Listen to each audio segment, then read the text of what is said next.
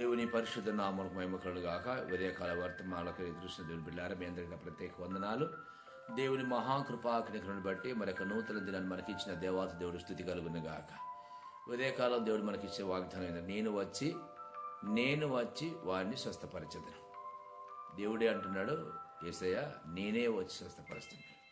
అనేక దినాల కొరకు దేవుడి స్వస్థత కొరకు నిరీక్షణతో ఎదురు చూస్తూ, ఎవరు వస్తారా, ఎవరు నన్ను బాగు చేస్తారా, నా జీవితాన్ని ఎవరు కట్టగలరా అని మరి 12 సంవత్సరాల రక్తస్రావ రోగస్త్రీ ఎలాగ ఎదురు చూస్తున్నదో అలాగ నువ్వు ఎదురు చూస్తూ నిరీక్షణ కలిగినట్లయితే ఈరోజు ప్రభు అంటున్నాడు, నేను వచ్చి వాడిని స్వస్థపరుస్తానంటున్నాడు.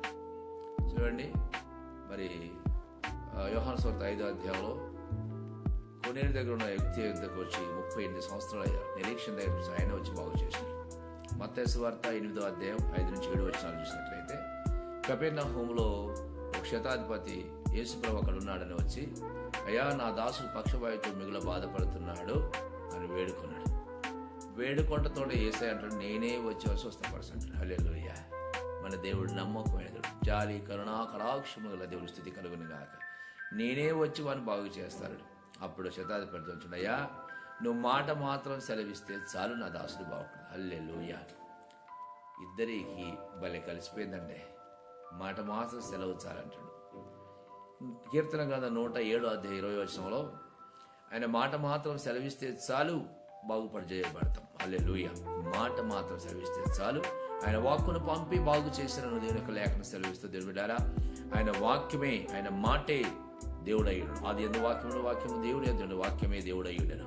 ఆ దేవుడయ్యున్న దేవుడు మన దగ్గరికి వస్తే స్వస్థపరచబడతాడు. నేను స్వస్థపరచి యెహోవాను, నిర్గమ కాండం 15వ అధ్యాయంలో రాయబడిందిగా, నేను స్వస్థపరచి యెహోవాను నేనే, ఆయన వాళ్ళు స్వస్థపరచబడి.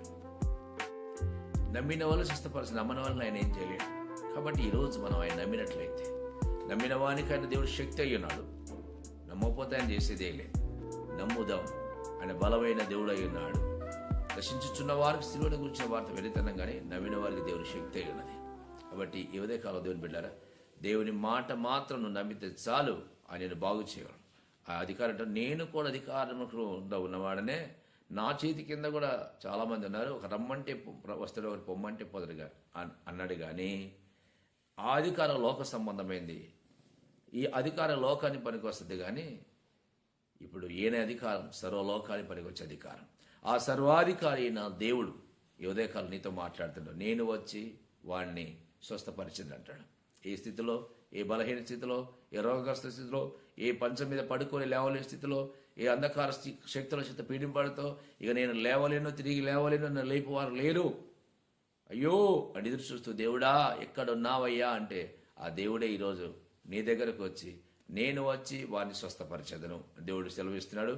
మత్తయి సువార్త 8వ అధ్యాయం 7వ వచనంలో, నేను వచ్చి వారిని స్వస్థపరిస్తున్నాడు. కాబట్టి ఉదయకాలం నిరీక్షణ కలిగి ఉండు, దేవుని స్వస్థపరుస్తున్నా. దేవుడికి స్తోత్రము కలుగును గాక. ప్రభువా నీకు వందనాలు. ఈ ఉదయకాలంలో ఏ బిడ్డలైతే నిరీక్షణ కలిగి, అయా నీ కొరకు అనేక దినాలు ఎదురు చూస్తున్నారు, బిడ్డలు మీరు బాగు చేసి స్వస్థపరచండి. నేనే వచ్చి వారిని బాగు చేస్తున్నావు, మీరే వచ్చి బాగు చేయమని యేసు నామములో అడుగుచున్నాము తండ్రి. ఆమేన్, ఆమేన్.